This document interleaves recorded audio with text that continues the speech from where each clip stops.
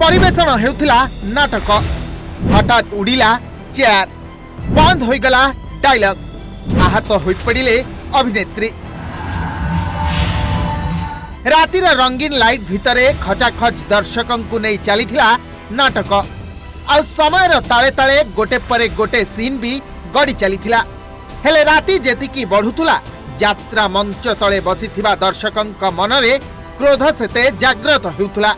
कारण एभली दृश्य अभिनय हेले भी मनीष पई सह्य करिबा कष्टसाध्य। कारण भावावेग्रे बंधा मनीष हेले गोटे पटे एहा अपराध बोली जानिथिले भी हाथ न मानी नाची देइथिला गोटे परे गोटे चेयर मंच को।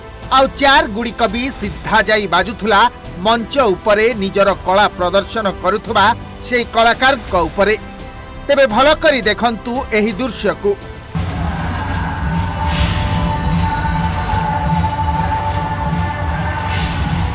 तेबे सूचना अनुଯାयी चेयर माड़े अभिनेत्री तमसा आहत होइछंती। तेबे भिडियोटी सामना को आसीछि जाजपुर जिल्लारू। जाजपुर रोड थाना चांदमा काली पड़ियारे अपेरा जाज्ञसनी तार ए वर्षर प्रथम कैंप रे यात्रा परिवेषण करुथला। आ तार अनुष्ठान एथरर नाटक सनातनी मंचस्थ हेउथला।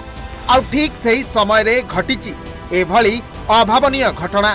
तेरे मंचस्थ नाटक रे हिंदू मानंकु निर्यातना दिया जाउथुबार किछि दृश्य परिवेषण हेउथला। आ मंच रे कलाकार माने निज चरित्र को एते निखुण भावे परिवेषण करिथिले जे जहाँ सेठारे नाटक देखुथुबा दर्शकंकु उत्क्षिप्त करि देइथिला। फलरे दर्शक आउ संभाली न पारी कलाकार को ऊपर को चेयर माड़ करिथिले।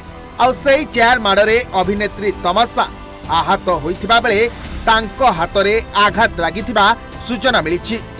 परे नाटक को नहीं सेठारे किछि समय पाई हो हल्ला करिथिले दर्शक। आउ बड़ विशृंखलार परिस्थिति सृष्टि होइथिला। परे कमिटी सदस्य और कलाकार दर्शकंकु अनेक बुझासुझा करिबा परे दर्शक शांत पड़िथिले। आउ कमिटी नाटक देखिबाकू अनुरोध करिबा परे समस्ते पुणी नाटक को उपभोग करिथिले। तबे दर्शकंक एभली आचरण को किछि नापसंद करिथिबा बेले साधारण लोके एहाकू नै उठाइछंती अनेक प्रश्न। चेयर माड़ सतरे ना नाटक को हाइलाइट करिबाकू होइथिला पूर्व प्रस्तुति। जाजपुर धर्मशाला रंजन कुमार ओझा रिपोर्ट, ओडिशा भास्कर।